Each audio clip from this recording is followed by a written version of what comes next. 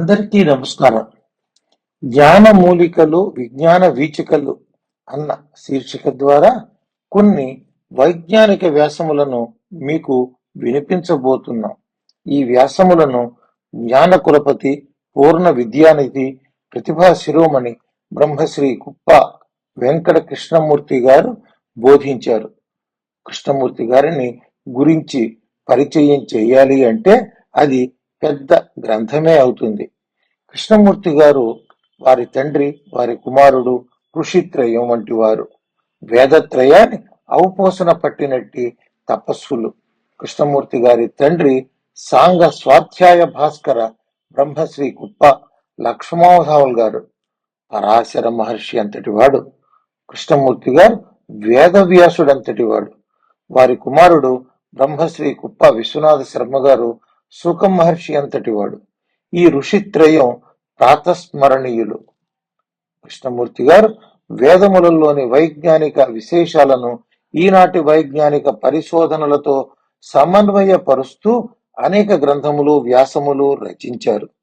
కృష్ణమూర్తి గారు సంపూర్ణ వేదాధ్యయనం చేశారు. వేదార్థం చెప్పుకున్నారు. మ్యాథమెటిక్స్ లో ఎంఏ పట్టా పుచ్చుకున్నారు. ఆంధ్రా బ్యాంకులో మేనేజర్ గా ఉద్యోగం చేశారు. వేదాలలోని వైజ్ఞానిక అంశాలు ఈనాటి యువతకి ప్రయోజనం కలిగించేలా అందించాలని తీవ్ర పరిశోధనలు చేశారు. ఆ ఉత్సాహంతో వారు IISER institute of scientific research on Vedas ప్రారంభించారు. దేశంలో అనేక మారుమూల ప్రదేశాలలో పర్యటించి వృద్ధులైన వేద పండితుల నుండి విషయ సేకరణ చేసి మూల గ్రంథాలను సేకరించి ఎన్నో గ్రంథాలు వ్యాసాలు రచించారు. ఈనాడు ఆధునికంగా సైన్స్ అని పిలువబడే వైజ్ఞానిక అంశాలలో చాలా భాగం మన వేదాలలో నిక్షిప్తపరచబడి ఉన్నవే.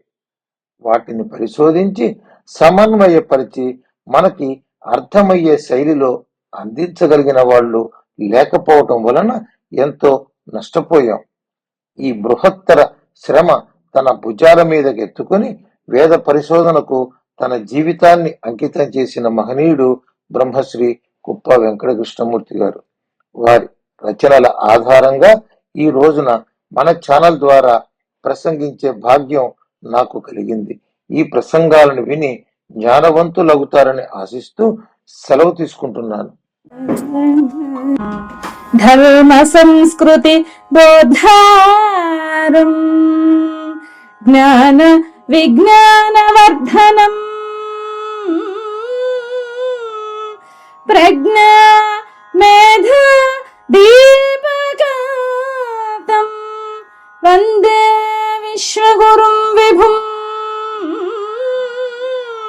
వందే విశ్వగురుం విభుం.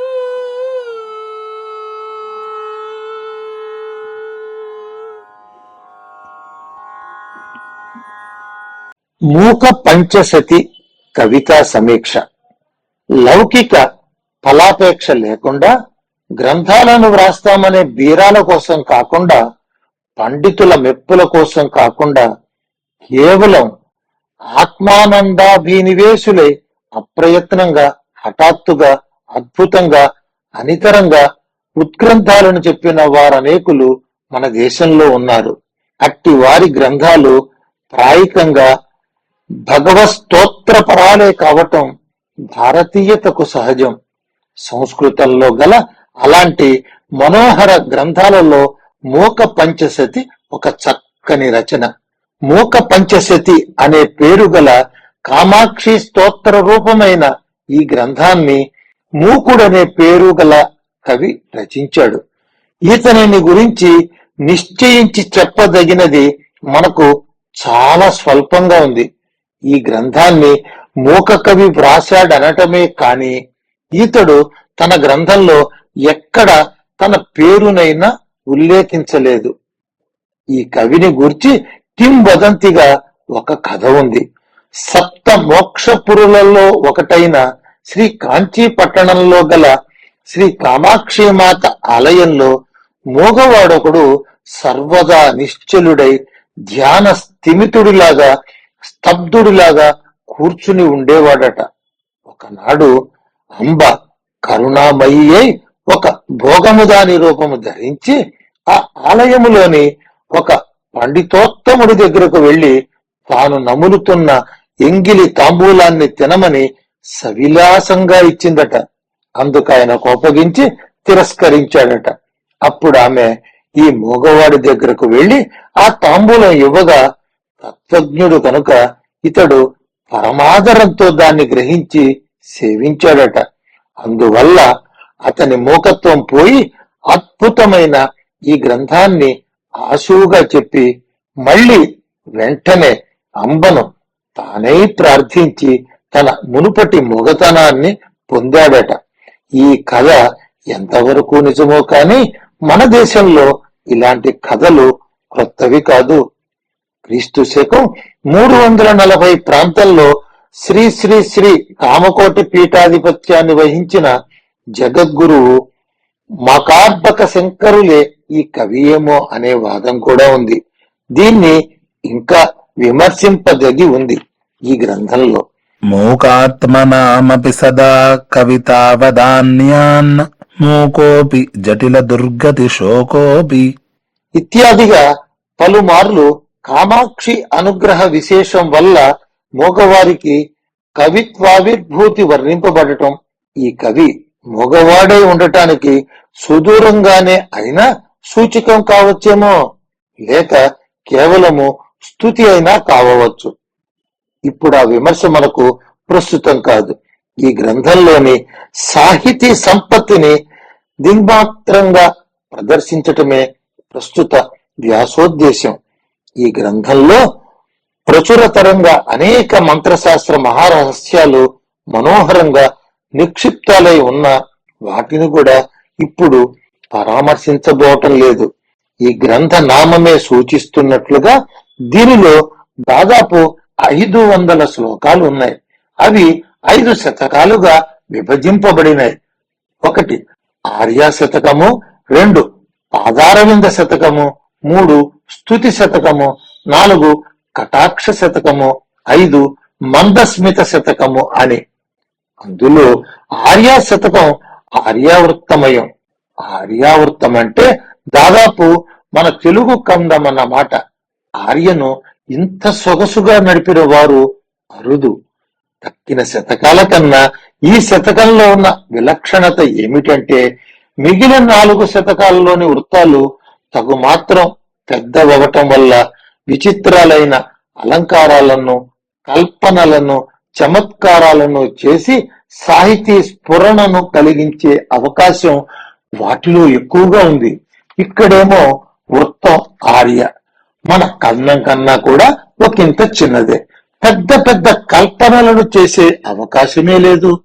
కేవలము సంబోధన మాత్రాలుగా కనిపించే చిన్ని చిన్ని పదాల కూర్పుతోనే ఈ కవి ఈ శతకాన్ని పూరించాడు. ఇతరుల విషయమేమో గాని నా దృష్టిలో ఈ 5 శతకాలలోనూ ఈ ఆర్యా శతకమే గుణగరిష్టం. మంత్రశాస్త్ర రహస్య నిక్షేపాలు కూడా ఇక్కడే అధికంగా ఉండటం కూడా పండితులకు అవగతమే. కేవలం సంస్కృతిపు నుడికారపు సొగసుతో సంబోధించటంలో గల చమత్కృతితో, పదాల కూర్పులో ఉద్భవించే విచిత్ర శక్తితో పఠితలనే అనటం దీనికి జగన్మాతను లోబర్చుకున్న ఈ శతకపు సొగసులను భాషాంతరంలో వివరించటం చాలా కష్టం. ఉదాహరణగా శ్వేతా మంధర హసితే శాతా మధ్యే చ వాంగ్మనోతీత శీతాలోచన పాతే స్ఫీతా కుచసీమ్ని శాశ్వతీమత. శాశ్వతీ మాత అయిన కామాక్షి చిరునవ్వులలో తెల్లనిది, నిన్నడుమున సన్ననిది, కనుచూపులలో చల్లనిది, చనుగుబ్బలలో ఉబ్బినది, పలుకులకు తలపులకు అందనిది. ఇది శ్లోకంలోని పదాలకు గల అర్థం. ఇదేమిటి? తల్లి అన్న ఈ సంబోధన ఏమిటి? ఈ వర్ణన ఏమిటి? ఉచితమా? ఇలాంటి వర్ణన మన పూర్వ కవులలో తరచుగా కనిపిస్తూనే ఉంటుంది. దీనికి సమన్వయపూర్వకంగా సమాధానం చెప్పాలంటే నేను కొంచెంగా ప్రతిజ్ఞాభంగం చేసి మంత్రశాస్త్రాన్ని స్పృశించవలసి ఉంటుంది. మరి చదువురులు మన్నించాలి. లంబికా చక్రము అనేది జీవచక్రాన్ని అతిక్రమించిన స్థితి. అది ఖేచరీ ముద్రా స్థానం. దానికే మంధరమని మరో పేరు. అక్కడ అంబ శ్వేత అనగా స్వచ్ఛమైనది, అనగా జీవత్వాన్ని వదిలిన పిమ్మటి రూపం, కేవలం సంవిద్రూపం. మధ్యమ నడుము మణిపూరక స్థానం. అక్కడ అంబ శాంత అనగా సూక్ష్మమైనది, అనగా పశ్యంతి వాగ్రూప. అంతేకాదు వాంగ్మనోతీత అనగా మూలాధార స్థానంలో పరా వాగ్రూపిణి అన్నమాట. కుచసీమ్ని స్పీత అనగా అనాహతములో మధ్యమ వాగ్రూపిణి అన్నమాట. లోచనపాతము అంటే ఆజ్ఞాచక్రస్థానం, అది జ్ఞానస్థానం. ఆ జ్ఞానము శాంతిప్రదం కనుక అక్కడ ఆ తల్లి సీత అంటే చల్లనిది. చూశారు కదా. ఇప్పుడు ఈ శ్లోకానికి అసలైన అర్థం ఏమిటో బయటకు అల్పంగా కనిపించే స్థలాలలో ఇలాంటి మహార్థాలను ఇమిడించి ఉంచటం మహాకవులకు సహజం. అది అలా ఉంచితే ఒకసారి మూల శ్లోకం పరికించండి. దానిలో శ్వేత, శాత, అతీత, సీత, స్పీత, మాత అన్న పదాలు ఎంతటి సుగమమైన సంగీత స్ఫూర్తిని ఇస్తున్నాయో మరో ఉదాహరణ. సంశ్రిత కాంచీదేశే సరసిజ దౌర్భాగ్య జాగ్రదుత్తంసే సంవిన్మయే విలీయే సారస్వత పురుషకార సామ్రాజ్యే. కాంచీ నగరంలో విన్మయమయమైన సారస్వత పురుషాకార సామ్రాజ్యం, సర్వ విద్యా పాండిత్య సామ్రాజ్యం ఒకటి ఉందట. ఆ సామ్రాజ్యం కమలాల దౌర్భాగ్యాన్ని తన శిరస్సునకు అలంకరించుకొనదట.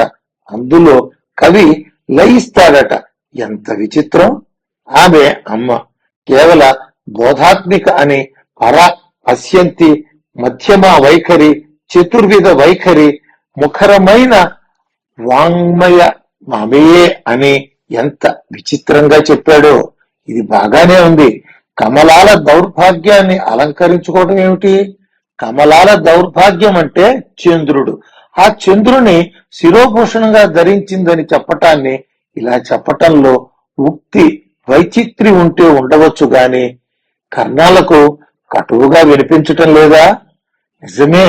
కాని ఈ మాత్రం ఎరుగని వాడు కడి కవి. మూలాధారాది షట్చక్రాలకు ముకుడీభావాన్ని అనగా ప్రాణశక్తి మొత్తాన్ని సహస్రారానికి చేర్చటం వల్ల ఇతర చక్రాలు నిష్క్రియాలు అవటాన్ని సమకూర్చే చిచ్చంద్ర మండలం పరదేవత యొక్క పరమార్థ రూపమని కవి వృషభుడీతుడు సూచించుచున్నాడు. మరల సమయభంగం క్షంతవ్యుడును ఇలాగే మరొక చోట అంకిత కచేన కేనచిదంధం కరణౌషధేన కమలానాం అంతఃపురేణ శంభోరలంక్రియా కాపి కల్ప్యతే కాంచ్యాం. కమలాలకు కనుమూసే ఒకానొక ఔషధ విశేషాన్ని ముంగురులకు అద్దికొన్న శంభునిల్లాలు కాంచీపురాన్ని అలంకరిస్తోంది అని వర్ణిస్తున్నాడు ఈ కవి. ఇక్కడ కూడా ఇలాంటి సమన్వయాన్నే గ్రహించాలి. ఎలాగంటే ఇక్కడ కమలాలంటే భక్తుడి నేత్ర పద్మాలు, వాటిని మూసే ఔషధం అంటే ధ్యాన విధి లేదా యోగ విద్య. అది అమ్మ ముంగురుల మీద వేలాడుతోంది అనటం వల్ల సిద్ధి క్షేత్రమైన కాంచీ మహాక్షేత్రంలో కూర్చొని అమ్మ వంక చూస్తే చాలు ధ్యాన స్థితి దానంతట అదే వస్తుందని అతిశయోక్తిని వ్యంగ్య వృత్తితో అభివ్యక్తం చేస్తున్నాడు కవి. ఇది ప్రౌఢ సుందరమైన అలంకార కల్పన కాదా? ఇలాంటివి ఈ ఆర్యా శతకంలోనే పరశతంగా విశేషాలున్నాయి.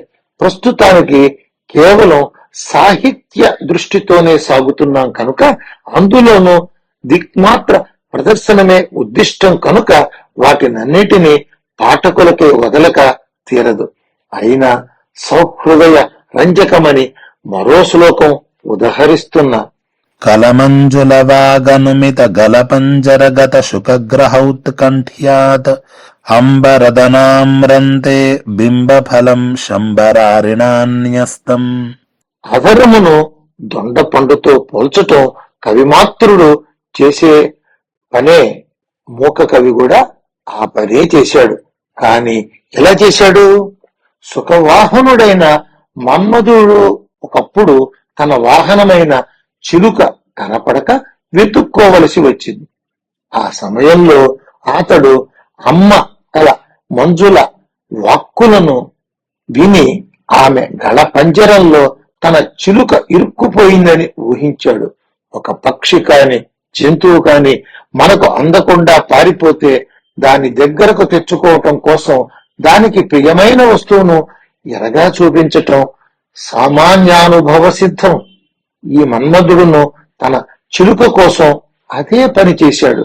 ఆ జగన్మాత గళ పంజరంలో ఉన్న తన సుఖాన్నే గ్రహించాలనే ఉత్కంఠతో ఆమె అధర బింబ రూపమైన మధుర బింబ ఫలాన్ని ఆ సుఖానికి ఎరగా ఉంచాడట. ఆ మధుర బింబమేనట ఈమె అధర బింబము. ఇంత చిన్న ఆర్యావృత్తంలో అంతటి విస్తృత భావాన్ని ఇమిడించగలగటం మూక కవికి మాత్రమే తెలుసు. ఈ కవి తన 5 శతకాలలో 3 శతకాలకు ఫలశ్రుతి చెప్పాడు. అందులో ఈ శతకానికి ఇలా కీర్తించాడు. ఆర్యా శతకం భక్త్యా పఠతా మర్యా కటాక్షేణ నిస్సరతి వదన కమలాద్వాణీ పీయూషధోరణీ దివ్యా. ఆర్యా శతకాన్ని భక్తితో పఠించేవారి ముఖ కమలాల నుండి ఆర్యా కటాక్ష సంపర్కం చేత అమృతోపమ దివ్య వాక్కులు స్రవిస్తాయి అని. నిజమే. ఇలాంటి మధుర మధుర తరళ స్నిగ్ధ కవిత్వాన్ని సావధానంగా ఏకాగ్రంగా ఉపాసించిన వారికి అట్టి కవితయే ఫలితమవటంలో ఆశ్చర్యమేమీ లేదు.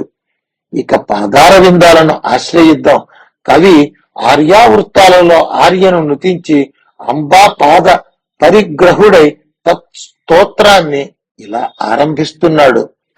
మహిమ్నః పంథానం మదన పరిపంథి ప్రణయిని ప్రభుర్నిర్ణేతుం తే భవతి యతమానోపి కతమః తథాపి శ్రీకాంచీ విహృతిరసికే కోపి మనసో విపాకస్తవత్పాదస్తుతి విధుషు జల్పాకయతి మాం.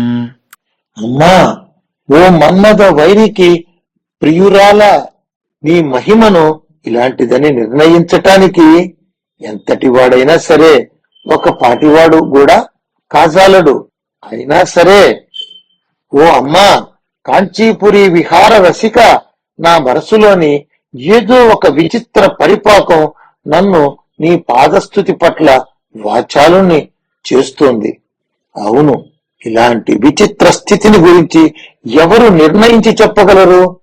ఆయన మన్మధునకు శత్రువట, ఈమె ఆయనకు ప్రియురాలట.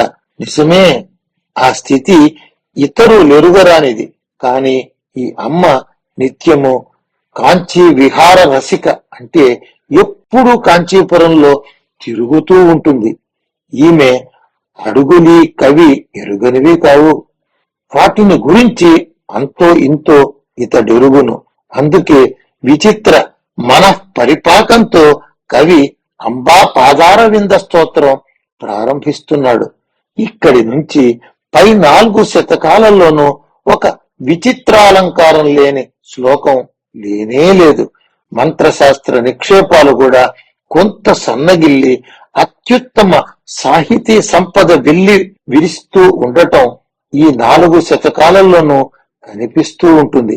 ఉదాహరణగా విరావైర్మాంజీరైః కిమపి కథయంతీవ మధురం పురస్తాదానమ్రే పురవిజయిని స్మేరవదనే వయస్యేవ ప్రౌఢా శిథిలయతి యా ప్రేమ కలహ ప్రరోహం కామాక్ష్యాశ్చరణయుగళీ సా విజయతే. అంబ ప్రణయ కుపితురాలైంది. త్రిపుర విజేత శంకరుడు స్మేరవదనుడై అంబ పాదముల దగ్గర తల ఒగ్గాడు. అప్పుడు అంబ అందెలు మ్రోగినాయి.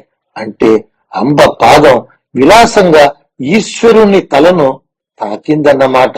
అప్పుడట ఈ పాదం మంజీర ధ్వనిమయమైన పలుకులతో ఈశ్వరుని చెవిలో మధురంగా ఏవేవో కబుర్లు చెబుతూ నేరువుగల చెలికత్తెలాగా సంధి రాయబారాలు నడిపి వారి ప్రేమ కలహాంకురాన్ని చిదివేస్తోందట. ఇక్కడ కవి ఎంత జాగ్రత్తతో పదాలను ప్రయోగించాడో గమనింపదగి ఉంది. విభుడు పుర విజయి, కాని అంబ దగ్గర స్మేరవదనుడే, ఆనమ్రుడే. వారికి ప్రణయ మధ్యంలో కలహం కలిగింది, కాని వారు పురాణ దంపతులు, నవయుగ దంపతులలాగా వారి కలహం విడాకులకు దారితీయదు. సరస్సులైన వారిద్దరికి కలిగిన ప్రేమ కలహ ప్రరోహాన్ని ఈ పాదమనే చిరికత్తె సవరించి శిథిలీకరిస్తోంది. ఇట్టి భావంతో అన్వర్థాలైన పుర విజయి, ప్రరోహ, శిథిల శబ్దాలను ఉపయోగించటం మాత్రమే కాక వయస్యేవ ప్రౌఢ అన్న భావానికి అనుగుణంగా చరణ యుగలి అని స్త్రీలింగాంతంగా పదప్రయోగం చేయటం ఇక్కడి నేర్పు. పదాలలోని శ్లేషలను సైతం ఈ కవి అనేక సందర్భాలలో మధురంగా ఉపయోగించుకున్నాడు. ఉదాహరణగా సరాగः సద్వేషః ప్రసృమర సరోజే ప్రతిదినం నిసర్గాదాక్రామన్ విబుధ జనమూర్ధానమధికం కథంకారం మాతః కథజ పద పద్మస్తవ సతాం నతానాం కామాక్షి ప్రకటయతి కైవల్య సరణిం. అమ్మా కామాక్షి, నీ పాద పద్మము తన్నాశ్రయించిన సత్పురుషులకు కైవల్య మార్గాన్ని ప్రకటిస్తుందంటారే, ఇది ఎలా కుదురుతుంది? కైవల్యాన్ని అందుకోవాలంటే రాగద్వేషాల లేమి, బుధజనుల చెలిమి ముఖ్యావశ్యాలు కదా. నీ పాదాలు అందుకు పూర్తిగా వ్యతిరేకం కదా. నీ పాదం సరగము, ఎర్రని లత్తుకతో కూడినది. వికసించిన తామరల యందు సద్వేషము ఇంతేకాదు, ఎల్లప్పుడూ విభుద జనుల తలల మీదకి ఎక్కి తొక్కుతూనే ఉంటుంది. అంటే అమ్మ పాదాలకు నమస్కరించే విభుదుల అంటే దేవతల తలల మీదకి ఎక్కుతుందని శ్లేష. మరి ఇటిది కైవల్య మార్గాన్ని ఎలా సూచించగలదు? అలాగే కవీనాం చేతో వన్నఖర రుచి సంపర్కి విబుధ స్రవంతి శ్రోతోవత్ పటుముఖరితం హంసకరవైః దినారంభ శ్రీవన్నియతమరుణఛాయ సుభగం మదంతః కామాక్ష్యా స్ఫురతు పద పంకేరుహయుగం.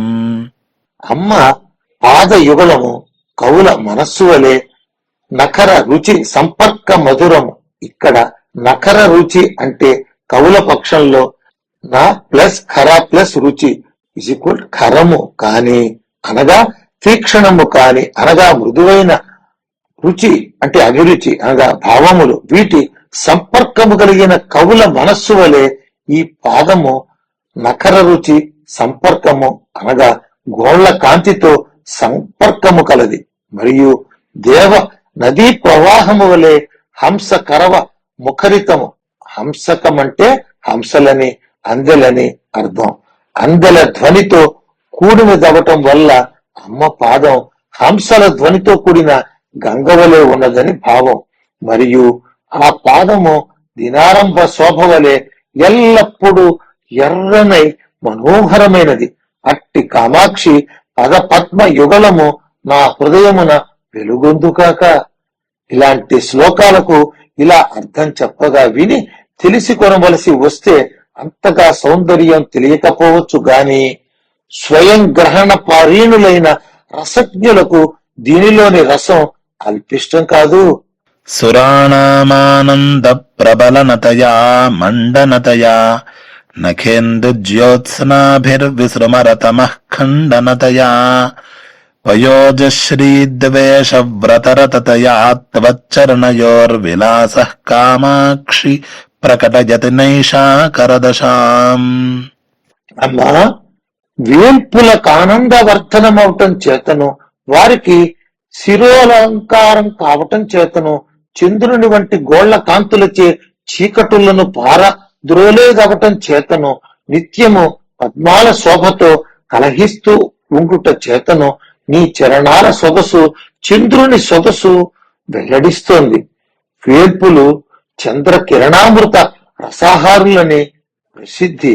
అందువల్ల ఆ కిరణాలే వారికి బలవర్ధకాలు. వారు ఆ అమృతాన్ని తాగినంత తాగి నెత్తిన పోసుకుంటారు కనుక అది వారి శిరోలంకారం కూడా అవుతుంది. అమ్మ పాదాలు అలాంటివే. అవి రాక్షస యుద్ధ సమయాలలో దేవతలకు బలవర్ధకాలుగా పనిచేస్తాయి. అందుకే వారు ఆ పాదాలను నెత్తిన పెట్టుకుని మోస్తారు. అందుకే ఆ పాదాలు వారి శిరస్సులకు అలంకారాలవుతున్నాయి. ఇక శ్లోకంలోని 2వ పాదంలో ఒక క్లేశం ఉంది. అమ్మవారి పక్షంలో అర్థం సుగమమే. చంద్రపక్షంలో నఖేందు అనే పదం వ్యర్థ పదంలాగా కనిపిస్తుంది. అక్కడే ఉంది గడుసుతనం. చంద్రుడి వెన్నెలలు ఎలా ఉన్నాయంటే అమ్మవారి అనాకాశగత చంద్రులాగా ఉన్నాయి. మామూలు చంద్రుడు ఖగతుడు, అందుకే అతడు కేంద్రుడు. అతడు ఒకడే. అమ్మవారి పాదాలు నేల మీద నడుస్తున్నాయి కదా, అందువల్ల ఆమె కాలిగోళ్లు అనే చంద్రులు నఖగతులు. అందుకే వారు నఖేందులు. పైగా వీరు 10 మంది కాగా మామూలు చంద్రుడు ఒంటరి వాడే బాహ్య తమస్సులను మాత్రమే ఖండిస్తాడని అమ్మవారి పాద నఖచంద్రులు 10 మంది భక్తులు ఆంతర తమస్సులను కూడా ఖండించగలరని నఖేంద్ర శబ్దంలో గల శ్లేష ద్వారా కవి సాధిస్తున్నారు. అంతేగాక మొదటి 2 పాదాలను నతయా అనే అనుర్రపాసనను, 3వ పాదంలో తతయా అనే అనుప్రాసతోనూ కవి ఈ శ్లోకానికి కొత్త బిగింపు తెచ్చాడని మనం గమనించవచ్చు. ఇది ఇతని వర్ణనా చమత్కారానికి ఒక ఉదాహరణ. ఇతని చమత్కార చతురతకు ఉదాహరణగా మరొక శ్లోకం పలికిద్దాం. తవత్రస్తం పాదాత్ కిసలయమరణ్యాంతరమగాత్ పరం రేఖారూపం కమలమముమేవాశ్రితమభూత్ జితానాం కామాక్షి ద్వితయమపి యుక్తం పరిభవే విదేశే వాసో వా శరణగమనం వా నిజరిపోః. అమ్మా, మీ పాదపు సొగసుకు వెరచి చిగురాకు అడవులు పట్టింది. పద్మం మాత్రం రేఖారూపమై నీ చరణాలనే ఆశ్రయించింది. అది యుక్తమే. ఓడిపోయిన వారికి పరదేశాలకు పారిపోవటమో లేక శత్రువును శరణు పొందటమో ఈ 2 కదా మార్గాలు. ఇక్కడ కమలం రేఖారూపమై పాదమును ఆశ్రయించిందనటంలో సాముద్రిక ప్రసిద్ధమైన మహారాజ్ఞి లక్షణ ద్యోతకమైన పద్మరేఖ ప్రతిపాదనమే కాక ఆ కమలము బక్క చిక్కి శక్తి దక్కి శరణు వేడిన శత్రువును స్ఫురింపజేయటం కూడా విశేష చమత్కృతి స్ఫోరకమే. కవి ఈ శతకానికి కూడా ఫలశ్రుతిని పలికాడు. ఇదం యః కామాక్ష్యాశ్చరణ నలిన స్తోత్ర శతకం జపేన్నిత్యం భక్త్యా నిఖిల జగదాహ్లాదజనకం స విశ్వేషాం వంద్యః సకల కవిలోకైకతిలకశ్చిరం భుంక్త్వా భోగాన్ పరిణమతి చిద్రూపకలయా. నిఖిల జగదాహ్లాద జనకమైన ఈ కామాక్షి చరణ నలిన స్తోత్ర శతకాన్ని ఎవడు భక్తితో పఠిస్తాడో అతడు సర్వ జగద్వ్యందుడు సకల కవిలోక తిలకుడు అవటం మాత్రమే కాక చిరకాలం బహుభోగాలు భుజించి పిమ్మట చిత్కళా పరిణితుడు కాగలడు అని. ఇక్కడ ఆర్య శతక ఫలం కన్నా విశేష ఫలాలను చెప్పటం గమనింపదగి ఉన్నది. ఇంతేకాక ఈ కవి తన కవిత్వాన్ని గురించి చెప్పుకున్న ఒకే ఒక్క మాట నిఖిల జగదాహ్లాద జనకం అనేది ఈ శ్లోకంలోనే ఉన్నది. ఈ సందర్భంలో ఈ విశేషణాన్ని ఈ శతకానికి మాత్రమే అన్వయించేలాగా అతడు ప్రయోగించి ఉన్న దీనిని ఇతని కవిత్వం మొత్తానికి అన్వయించటం సత్య సన్నిహితం. అయినా ఇతడి విశేషణాన్ని ఈ శతకంలో మాత్రమే ఎందుకు ఉంచాడో వివరించి చూపటానికి తగినంత అవకాశం ఇప్పుడు నాకు లేదు. అయినా సంగ్రహ సూచికగా ఒక్క మాట విన్నవిస్తా. అమ్మ అవయవాలలో సర్వోత్తమ శరణ్యం పాదమే కదా, అందుకే ఆ పాదస్థుతి కూడా సర్వోత్తమమే అనేది ఇక్కడ ఒక రేఖా మాత్రమే. ఇక కవి అంబాస్తుతి పరాయణుడయ్యాడు. పాండిత్యం పరమేశ్వరి స్తుతి విధౌ నైవాశ్రజంతే గిరాం వైరించాన్యపి గుంఫలాని విగలద్గర్వాణి శర్వాణి తే స్తోతుం త్వాం పరిఫుల్ల నీలనలిన శ్యామాక్షి కామాక్షి మాం వాచాలీకురుతే తథాపి నితరాం త్వత్పాద సేవాదరః. అమ్మా శర్వాణి, పరమేశ్వరి, నీవు ఈశ్వరుని ఇల్లాలివి, సకలేశ్వరివి. నిన్ను స్తుతించటానికి విరించి వాగ్గుంభనాలు సైతం అనగా వేదాలు సైతం పండితములే. అయినా ఓ పరిపుల్ల నీల నలిన శ్యామాక్షి అంటే నెరవిచ్చిన నల్ల కలువల వంటి కన్నుల గల ఓయమ్మా, నీ పాదసేవ మీది ఆదరం నిన్ను స్తుతించటానికి నన్ను మరీ వాచాలుని చేస్తోందమ్మా అని సవినయంగా సోద్వేగంగా స్తుతించటానికి ఉపక్రమించాడు. ఇక్కడ శర్వాణి, పరిపుల్ల నీల నలిన శ్యామాక్షి అనే సంబోధనలలో గల ప్రళయ పునఃసృష్టుల ధ్వని గుర్తింపదగినది. ఏ సంధ్యారుణయంతి శంకర జటా కాంతార చంద్రార్భకం సింధూరంతి చ ఏ పురందర వధూ సీమంత సీమాంతరే పుణ్యం ఏ పరిపక్వయంతి భజతాం కాంచీపురే మామమి పాయాసుః పరమేశ్వర ప్రణయిని పాదోద్భవాః పాంసవః. ఏ తల్లి పాద రేణువులు శంకర జటా కాంతారముందలి చంద్రార్భకుని సంధ్యారాగ రంజితుని చేస్తున్నాయో అనగా ఈశ్వర శిరస్థాడనము చేసినప్పుడని గ్రహింపదగును. శచీదేవి పాపట యందు సింధూర పరాగమవుతున్నాయో, భక్తుల పుణ్యాలను పండిస్తున్నాయో అట్టి ఆ పరమేశ్వర ప్రణయిని పాద రేణువులు నన్ను రక్షించుగాక అని నుతిస్తున్నాడు. ఇందులో పరమేశ్వర ప్రణయిని అనే చివరి పాదంలోని పదం మొదటి పాదంలోని భావానికి చక్కని అనుప్రాణం. ప్రౌఢధ్వాంత కదంబకే కుముదినీ పుణ్యాం కురం దర్శయన్ జ్యోత్స్నా సంగమనేపి కోకమిథునం మిశ్రం సముద్భావయన్ కాళిందీలహరీ దశాం ప్రకటయన్ కమ్రాం నభస్యద్భుతాం కశ్చిన్నేత్ర మహోత్సవో విజయతే కాంచీపురే శూలినః. కాంచీపురంలో ఈశ్వరుడికి ఒక కన్నుల పండుగ కలదట. అది చాలా విచిత్రమైనది. అది కారు చీకటిలో కలువల నోముల పంటను చూపిస్తుంది. వెన్నెలలో కూడా చక్రవాకాల పొత్తు కలుపుతుంది. ఆకాశంలో అద్భుతమైన యమునా నది ప్రవాహాన్ని ప్రకటిస్తుంది. అట్టి విచిత్ర శివనేత్ర మహోత్సవం కాంచీపురంలో సర్వోన్నతంగా ప్రకాశిస్తోందట. శివుడి నేత్ర మహోత్సవం అంటే అంబ అవటం సుస్పష్టమే కదా. ఆమె యొక్క కారు చీకట్ల వంటి ముంగురులను ఆనుకుని ఉన్న ముఖచంద్రుని చూస్తే కటిక చీకట్లలో కలువ చెలువులు చేయు నోము పంటలు తోచటం యుక్తమే కదా. కాదంటే శిరోభూషణమైన బాలచంద్రుణ్ణి భావించి కవి ఇట్లా చెప్పాడనవచ్చు. అమ్మ చిరునవ్వు వెన్నెలకు వెన్నెలనటం నిశ్చయం.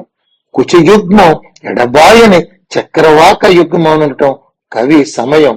అంబ దగ్గర ఈ రెంటి సమ్మేళనము చమత్కారావహమే కదా. కనుచూపులు నల్లని వనటం కవి సమయం కనుక వాటికి కాళింది నదితో పోలిక యుక్తమే. శ్యామ అంటే నల్లనిది, యువతి అయిన అంబ సవిలాసంగా ఇటు అటు మెరపించిన చూపులు ఆకాశంలో జాలుకట్టిన యమునా జలంలాగా తోచటం కూడా సహజమే కాదంటారా. పోని సన్నని నడుమును ఆకాశమనటం కవి సమయం. అలాంటి ఆకాశంలో సన్నని నూగారు మెరిసిపోవటం ఆకాశంలో యమున ప్రవాహోత్ప్రేక్షకు మూలం కావచ్చును. ఇలాంటి విశేష చమత్కృతి మన్మధుర శ్లోకాలు అనేకం దీనిలో ఉన్నాయి. మృదంగ నిస్వన సహచరమైన వచో వృత్తికి ఉదాహరణగా ఈ క్రింది శ్లోకం తీసుకోవచ్చు. క్వణత్ కాంచీ కాంచీ పురమణి విపంచీ లయఝరీ శిరః కంపా కంపా వసతిరనుకంపా జలనిధి ఘనశ్యామా శ్యామా కఠిన కుచ సీమా మనసి మే మృగాక్షీ కామాక్షీ హరనటన సాక్షి విహరతాం. అర్థసహమై ఉంటూనే తదతిశాయమైన శబ్ద సౌందర్యం దీనిలో ప్రకటితమవుతోంది కదా. ఈ క్రింది శ్లోకం ఒకటి ఫలశ్రుతి రూపమైనది, కొన్ని ప్రతులలో కనబడుతోంది. ఇమాం పరవరప్రదాం ప్రకృతిపేశలాం పావనీం పరాపరచిదాకృతి ప్రకటన ప్రదీపాయితాం స్తుతిం పఠతి నిత్యదా మనసి భావయన్నంబికాం జపైరలమలం మఖైరధిక దేహ సంశోషణైః. ప్రకృష్ట వరప్రదము, సహజ కోమలము, పవిత్రము, అంబా సాక్షాత్కార విషయమున దీపం వంటిది అయిన ఈ స్తుతి శతకాన్ని మనసులో అంబను భావిస్తూ నిత్యము పఠిస్తే ఇక దేహ తాప హేతువులైన జప యజ్ఞాది కర్మజాలంతో పనిలేదు అని తాత్పర్యం. ఇక్కడ అంబను పరాపర చిదాకృతి అనటంలో కవిలో గల వేదాంత విద్యా గాంభీర్యం వ్యక్తమవుతోంది. భగవద్గీత 7వ అధ్యాయంలో చెప్పబడిన పరా అపరా ప్రకృతులను కవి ఇక్కడ కవితాత్మకంగా ప్రస్తావిస్తూ అంబ కేవల శుద్ధ చిన్మయ రూపిణి, చిదేక రస రూపిణి అని ధ్వనిస్తున్నాడు. ఇక కవి కటాక్షామోది అయ్యాడు. మునుపటి ఉపోద్ఘాత రూపమైన వినయ వాక్యాలు సైతం అంతరించి ఇప్పుడు కేవల కటాక్షామోది అవుతున్నాడు చూడండి. మోహాంధకార నివహం వినిహంతు మీడే మూకాత్మనామపి మహాకవితా వదాన్యాన్ శ్రీకాంచిదేశ శిశిరీకృతి జాగరూకానేకాంబ్రనాథ తరుణీ కరుణావలోకాన్. కవి మున్ముందుగా అమ్మ కరుణా కటాక్షాలను స్తుతించుచున్నాడు. యుక్తమే కదా. అమ్మ కటాక్షాలు అనేక విధాలు, వాటిలో ఉపాధేయాలు అనుపాధేయాలు కూడా ఉండవచ్చు. దీనినే కవి మరో సందర్భంలో విషయాంతరూపంగా ఇలా సూచించాడు. హేరంబే చ గుహే చ హర్షభరితం వాత్సల్యమంకూరయన్మారద్రోహిణి పూరుషే సహ భువం ప్రేమాంకురం వ్యంజయన్ ఆనమ్రేషు జనేషు పూర్ణకరుణా వైదగ్ధ్యముత్తాలయన్ కామాక్షి స్మితమంజిమా తవ కథంకారం మయా కథ్యతే. హేరంబుని మీద గుహుని మీద జల్లుల వెల్లువలైన వాత్సల్యాలను మొలకెత్తిస్తూ మన్మథ హంతకునిపై అనగా మన్మథ ద్రోహిపై సహజమైన ప్రేమోద్గమాన్ని ప్రకటిస్తూ సేవకులైన భక్తుల పట్ల పూర్ణ కరుణా పాండిత్యాన్ని ఉవ్వెత్తున పొంగులెత్తిస్తూ చెన్నుందే నీ స్మిత మధురిమను నేనెలా వర్ణించేది అని ఇదే కవి మందస్మిత శతకంలో చెప్పి ఉన్నాడు. కటాక్ష విషయంలో కూడా అది సత్యమే. కటాక్షమే అగుగాక, మందస్మితమే అగుగాక, కరుణాంత రంగితమైనదే భక్తులకు సర్వదా ఉపాధేయము. అందుకే కటాక్ష శతకాన్ని ఏకాంబరనాథ తరుణి కరుణావలోకాలను నృతించటంతో ఈ కవి ప్రారంభిస్తున్నాడు. ఈ ప్రార్థన వలన తాను కోరినదేమిటి? మోహాంతకార విని హననమట.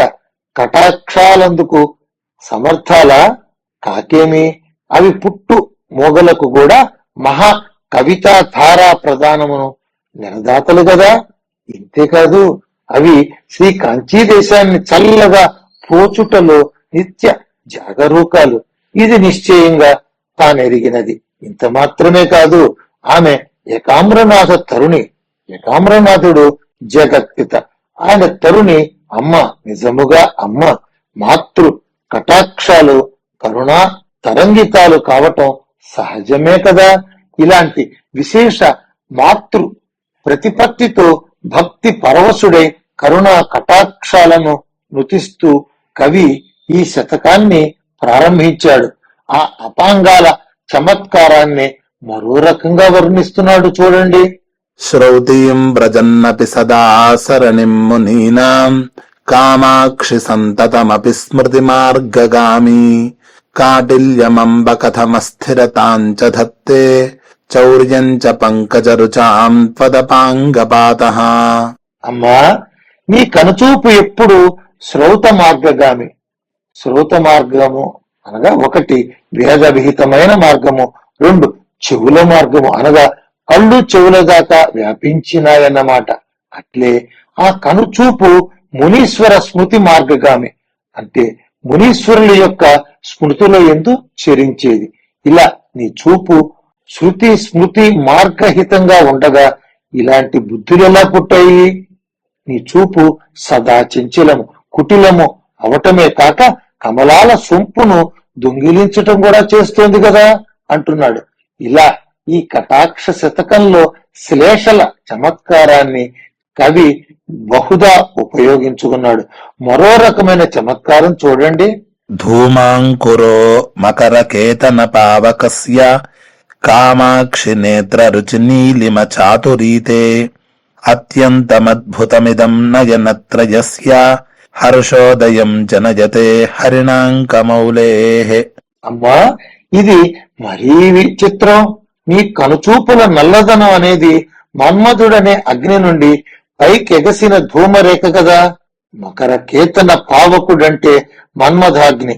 ఇది మన్మధుని వలన కలిగిన అగ్నియా, మన్మధుడు కాలిన అగ్నియా? కవి ఇక్కడ రెంటిని అంగీకరిస్తున్నాడు. అయినా ఇది శశాంకమౌళి అయిన ముక్కంటి కన్నుల మూడిటికి ఆనందావహం అవుతోంది. ఇదేమిటి? ఇక్కడ శివుడనటానికి నేత్రత్రయుడనటం అన్వర్థవటం నిజమే, కాని ఆయనకు హరిణాంకమౌళి అని నుతించటం విశేష సౌందర్యావహం. ఎందుకంటే హరిణాంకమౌళి అనటంలో ఈశ్వరుని యందు ఒక సరస భావన ప్రతిపత్తిని కలిగించటం ఉంది. మన్మథ సేనాని అయిన చంద్రుడు నెత్తికెక్కాడనటంలో శివుడికి కలిగిన విచిత్ర కామ భావన స్ఫురణ ఉంది. అంతేగాక ఆ చల్లదనానికి ఈ నిప్పు దగ్గర కాపు పెట్టుకుంటున్నాడన్న మధుర భావన కూడా నిక్షిప్తమై ఉంది. నీలోత్పలేన మధుపేన చ దృష్టిపాతః కామాక్షి తుల్య ఇతి తే కథమామనంతి శైత్యేన నిందతి యదన్వహమిందుపాదాన్ పాథోరుహేణ యదసౌ కలహాయతే చ. అమ్మా, కవులు కొందరు నీ చూపును నల్ల కలువతోనూ తుమ్మెదతోనూ సమానమని చెబుతున్నారు. అది ఎలా పొసగుతుంది? కలువల చెలికాడైన చంద్రుణ్ణి చల్లదన విషయంలో నీ కటాక్షాలు నిందిస్తూ ఉంటాయి. సొగసు విషయంలో తుమ్మెదలకు ప్రియాలైన కమలాలతో అవి నిత్యము కలహిస్తూనే ఉంటాయి కదా. ఇలాంటి చమత్కారం తుతి సాహిత్యంలోనే కాదు, కావ్య సాహిత్యంలోనే అరుదు. కామాక్షి వీక్షణ రుచా యుధి నిర్జితంతే నీలోత్పలం నిరవశేషగతాభిమానం అగత్య తత్పరిసరం శ్రవణావతం సవ్యాజేన నూనమభయార్ధనమాతనోతి. అమ్మా, నీ కనుచూపుతో చేసిన యుద్ధంలో సంపూర్ణంగా ఓడిపోయిన నల్ల కలువ ఇక గతి లేక అభిమానమంతా వదిలేసి శ్రవణావతంసమనే నిషతో నీ కనుల దగ్గరకు చేరి అభయాన్ని ప్రార్థిస్తోంది. ఇది నిశ్చయం. ఇలాంటి విశేష చమత్కారావహ కల్పనలు అనేకం ఉన్నాయి. మరొకటి మాత్రం ఉదాహరిస్తా. మారద్రుహా మకుట సీమ నిలాల్యమానే మందాకినీ పయసితే కుటిలం చరిష్ణుః కామాక్షి కోపరభసాద్వలమానమీన సందేహమంకురజతి క్షణమక్షిపాతః. అమ్మా, మన్మథ ద్రోహి అయిన శంకరుడు గంగను శిరస్సును దాల్చి లాలించే సమయంలో కోపావేగం చేత కుటిలమై చెరించే నీ కటాక్షం ఆ గంగా ప్రవాహంలో వాలున పడిపోతూ చటుక్కున వెనుకకు మరలే మీనమేమో అన్న సందేహాన్ని తత్క్షణమే మొలకెత్తిస్తోంది. నిజమే మరి. ముందుగా ఒట్టి సన్యాసియే శంకరుడుండగా తాను ఉపచారాలు చేసి పలుపాట్లు తన కోసం, ఈ శంకరుని కోసం పలుపాట్లు పడినప్పుడు బింకం పూని మన్మధుడిపై పెట్టేగి అతనికి అపకారం చేసిన ఈ దొర ఇప్పుడు వేరే ఆవిడను నెత్తిన పెట్టుకున్నాడంటే అమ్మ తాను కోపగించి చూపు త్రిప్పుకోవటంలో ఆశ్చర్యమేముంది? ఈ భావమంతా మారద్రుహ అన్న పదంలో కవి ఇమిడించి ఉంచాడు. వ్రాసేది విపుల వ్యాఖ్యానం కాదు గనక ఇక ఈ కవితో పాటు నేను కూడా చరమ శిఖరము చిదానంద సాంద్రము అయిన మందస్మిత శతకంలోకి ప్రవేశిస్తాను. కవి ఈ శతకాన్ని ఇలా ప్రారంభిస్తున్నాడు. బధ్నీమో వయమంజలిం ప్రతిదినం బంధచ్ఛిదే దేహినాం కందర్పాగమతంత్రమూలగురవే కళ్యాణకేళీభువే కామాక్ష్యా ఘనసారపుంజరజసే కామద్రుహశ్చక్షుషాం మందారస్తబక ప్రభా మదముషే మందస్మిత జ్యోతిషే. మదన ద్రోహి నేత్రాలకు పచ్చ కప్పురపు పొడి ఆయన విషయంలో మదన వేదానికి ఆదిమ ప్రవక్త మందార గుచ్చాల కాంతి గర్వాన్ని దొంగిలించేది, శుభాలకు విలాసాస్థానం, జనులకు జన్మ బంధాలను ఊడగొట్టేది అయిన కామాక్షి మాత యొక్క చిరునవ్వుల వెలుగునకు అనగా మందస్మిత జ్యోతిస్సునకు సంతతము చేతులు జోడిస్తున్నాం. ఆనందమయమైన మందస్మితాన్ని జ్యోతిస్సుగా భావన చేయటం ఉత్తమోత్తమం. ఆ పైన ఆనంద పరవశుడైన ఈ కవిభక్తుడు ఆనంద ముద్రాంకితమైన అంబ మందహాసాన్ని అనేక విచిత్ర రీతులలో సంభావించాడు. ఆశంకే తవ మందహాసలహరీ మన్యాదృశీం చంద్రికామేకామ్రేష కుటుంబిని ప్రతిపదం యస్యాః ప్రభాసంగమే వక్షోజాంబురుహేన తే రహయతః కాంచిద్దశాం కౌట్మలీం అస్యాంభోరుహమంబ కించ శనకైరాలంబతే పుల్లతాం. అమ్మా, ఏకాంబ్రేష కుటుంబిని నీ మందహాసాన్ని ఒక విచిత్రమైన వెన్నెలగా నేను ఊహిస్తున్నాను. ఎందుకంటే ఈని చిరునవ్వు వెన్నెలలో మునిగి కూడా నీ వక్షోజాలనే కమలాలలో వాడిపోవటం లేదు. అంతేకాదు, నీ ముఖ కమలం దానివల్ల క్రమంగా వికసిస్తూనే ఉంది. ఇదే పక్కీలో నడిచిన మరో శ్లోకం చూడండి. జానీమో జగదీశ్వర ప్రణయిని త్వన్మందహాస ప్రభాం శ్రీకామాక్షి కుముద్వతీమభినవామేషాయతః సర్వదా అస్యేందోరవలోకనే పశుపతేరభ్యేతి సంఫుల్లతాం తంద్రాలుస్తదభావ ఏవ తనుతే తద్వైపరీత్యక్రమం. అమ్మా, జగదీశ్వర ప్రణయిని నీ చిరునవ్వును కొత్త రకపు కలువగా నేను భావిస్తున్నాను. మరి ఈ నవ్వు ఈశ్వరుడి ముఖం అనే చంద్రుణ్ణి చూడంగానే వికసిస్తోంది. ఆ చంద్ర దర్శనం లేనప్పుడు అది శోభ తగ్గి ముడుచుకుని వెలవెలపోతోంది కదా. అంబాశ్రమం వలన కలిగే మహిత ఫలాలను విచిత్రంగా ఇలా చెబుతున్నాడు.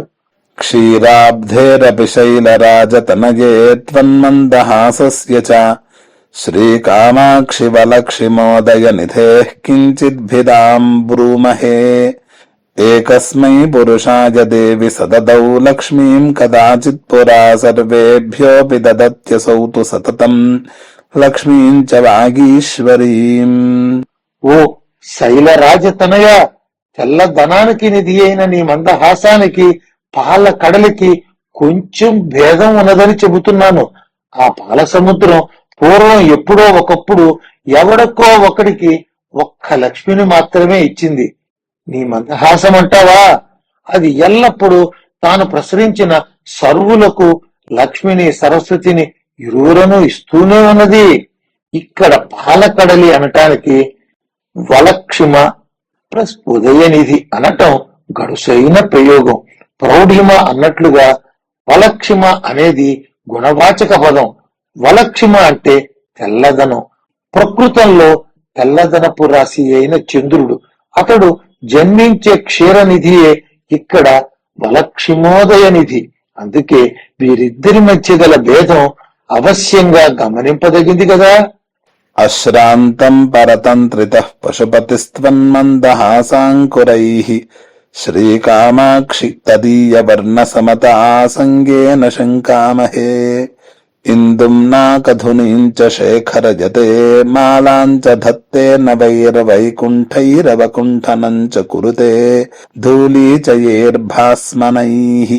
అమ్మా శ్రీకామాక్షి, నీ భర్త అయిన పశుపతి నీ మందహాసపు మొలకలకు ఎల్లప్పుడూ పరతంతుడే. కనుకనే నీ నవ్వులను పోలిన రంగు గలవి అనే ప్రేమతో చంద్రుడిని, దేవనదిని నెత్తిన పెట్టుకుంటున్నాడు. తాజా తుమ్మి పువ్వుల మాలలు మెడలో ధరిస్తున్నాడు. వెలిబూడిదను ఒళ్ళంతా పూసుకుంటున్నాడు అని మేము అనుకుంటున్నాం. అంబా మందస్మిత స్తవాన్ని జ్యోతిర్భావనతో ఆరంభించిన కవి అదే జ్యోతిర్భావనతో ముగించే కవితా శిల్పంలో గల ఉపాసనా ధడిమ మనం తల ఒగ్గి దగ్గది. చూడండి.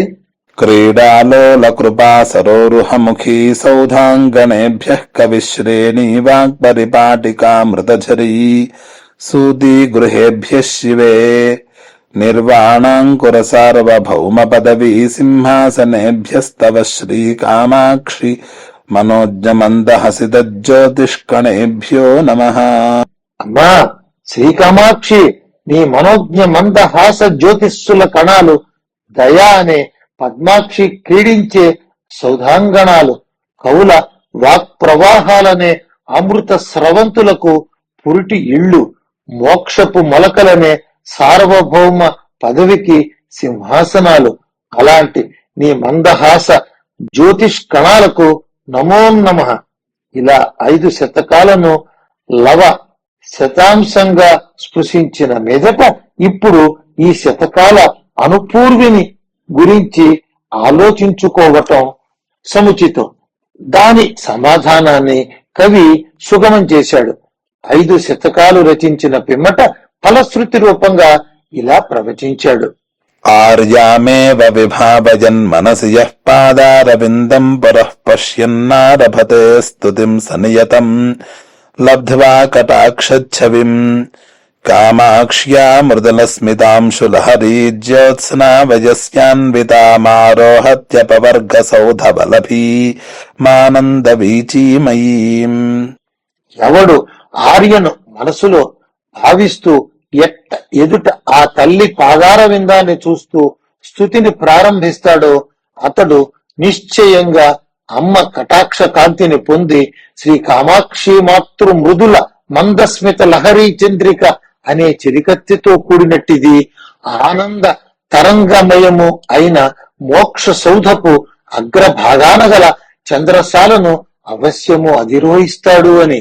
ఈ సందర్భంలో మూక పంచశతి కావ్యానికి ఆంతరానువాదం చేసిన శ్రీ కల్లూరి వెంకట సుబ్రహ్మణ్య దీక్షితుల వారి పీఠికా పద్యం స్మరణీయం. ఆర్యనుతించి ముందు తనకందిన పాదములున్నతించి మాధుర్యము గల్గు సంస్తుతిని దోగి కటాక్షమునంది చిత్ప్రభాధుర్యము తల్లి చిర్నగువుతో హృదయం మొక్కటై కవిత్వ సౌందర్యమునుంది మూక కవితాల్చను మౌనము లౌకికోక్తులన్. ఇట్టి భావనతో కవి ఈ శతకాల అనుపూర్విని కల్పించాడనటం ఈ శ్లోకం వలన పద్యం వలన కూడా సుస్పష్టమే. ఇంతేకాక ఈ శ్లోకం చివరి 2 పాదాలలో చెప్పినట్లుగా సాధకుడు అనే యువకుడు అంబా మందహాసం అనే చిలికత్తెతో కలవటానికి ముందు ఒక సామాన్య యువకుడు తన వలపు కత్తెను ఒక సౌధాంగణంలో కలుసుకోవటానికి ముందుగా, అంటే తాను మాతృగర్భస్థుడైన దగ్గర నుండి, అంటే మనసు తప్ప మరి ఏ ఇంద్రమో పని చేయని దగ్గర నుంచి యువకుడు కావటానికి మధ్యలో ఎలాంటి అవస్థ విపరిణామాలను పొందుతాడో అలాంటి విపరిణామాలు అందుకోవటం ఉత్తమ సాధక ముఖ వినిర్గతమైన ఈ గ్రంథంలో చక్కగా ప్రదర్శించటం జరిగింది. కానీ అవి అన్ని నేను ఈ వ్యాసంలో ప్రదర్శిస్తే సాహితీ దృష్టికి కొంత దూరం అవుతుంది, గ్రంథ విస్తరము పెరుగుతుంది. అందుకే ఇక సంహారోన్ముఖుణ్ణి అవుతున్నాను. ఆరంభంలోనే సూచించినట్లుగా సామాన్య భావాన్నైనా సరే విచిత్రంగా మరచి చెప్పటం, నుడికారంలో సొబగులను కూర్చటం, పద సంవలనంలో మెరపులను మెరిపించటం ఈ కవి సొమ్ములు. అనర్గళంగా సాగిపోయే ఇతని కవితా వాహినిలో అక్కడక్కడ మిడిసిపడే గండు మీల లాగా చకచికితాలైన ప్రయోగాలు మన మనస్సులను తమ వైపుకు సంపూర్ణంగా ఆకర్షించుకోగలవు. వ్యాస పరిపూర్తి కోసం అలాంటి వాటిలో కొన్నింటిని మాత్రం ఇక్కడ ఉదహరిస్తాను. అరుణిమ సర్వస్వ సంప్రదాయేన. అరుణిమ సర్వస్వ అన్నంత వరకు సామాన్యమే, కాని చివర సంప్రదాయేన అని చేర్చటం ఈతని ప్రత్యేక ముద్ర. మనసిజ సామ్రాజ్య గర్వ బీజేన శృంగారాద్వైత తంత్ర సిద్ధాంతం పుష్పాయుధ వీర్య సరస పరిపాటీన్ ఉపనిషదర అరవింద కుహార మధుధారాం అనేవి కూడా ఇలాంటివే. ఇక మామూలుగా అందరూ చంద్రశేఖరుడు ఇత్యాదిగా ప్రయోగించే చోట్ల ఈతని రీతి ఇలా ఉంటుంది. కుముద తపోరాశి పాక శేఖరితే కలువల నోముల పంటను తలదాల్చినది. అలాగే సరసిజ దౌర్భాగ్య జాగ్రదుత్తంసే ఇలాంటివి ఎన్నో ఇందులో ఉన్నాయి. ఇట్లే నీలిమ చాతురి, ఏణాంక కలిత, కపాలి మహోత్సవం అనగా అంబ ఇలాంటి విచిత్ర విశేష్యాలు ఇతనిలో మాత్రమే తరచుగా కనిపిస్తాయి. ఇవి కాక విచిత్ర వైయాకరణ ప్రయోగాలకు ఈ క్రింది శ్లోకం గమనింపదగినది. నీలాలక మధుకరంతి మనోజ్ఞనాసా ముక్తారుచ ప్రకటకందభిసాంకురంతి కారుణ్యమంబమకరందతి కామకోటి మన్యే తతః కమలమేవ విలోచనంతే. అమ్మా, ముంగురులు తుమ్మెదలవుతున్నాయి, నాసాభూషణమైన ముత్యపు కాంతులు తెల్లని తూండ్లు అవుతున్నాయి, కారుణ్యము తేనె అవుతోంది. కనుక అమ్మా కామకోటి, నీ కన్నులు కమలాలే అని నేను అనుకుంటున్నాను. ఇచ్చట కామకోటి అనే సంబోధనలో గల వైదగ్ధ్యాన్ని అలా ఉండనీయండి.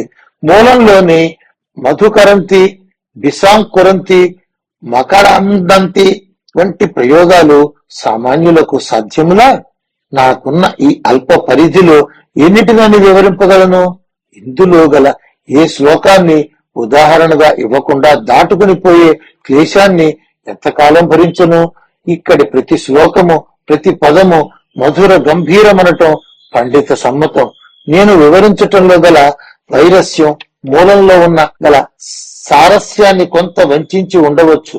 అలా అయినా సరే ఇది సరస్సులకు అమృత ప్రాశనమే. కొందరు ఈ గ్రంథం ఈషత్ ప్రౌఢమని విరచి దూరం జరుగుతూ ఉంటారు. అట్టి వారికి మనం ఏమి చెప్పగలం? కొబ్బరి మామిడి పండు గట్టిగా ఉందని చిరాకు పడే వారికి చెప్పదగిన మాట ఏముంది? సరస్సులు మాత్రం ప్రియం భావుకులు, హితము సత్యము అయిన ప్రియం ఉపాధేయం.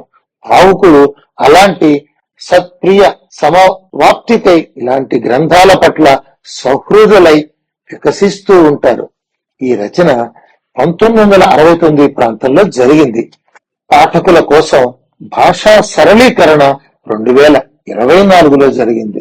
అందరికీ నమస్కారం. ఈ వీడియో మీకు నచ్చినట్టయితే ఇలాంటి మరిన్ని వీడియోలు చూడాలనుకుంటే మన ఛానల్ ని లైక్ చేయండి, సబ్స్క్రైబ్ చేయండి. ధన్యవాదాలు.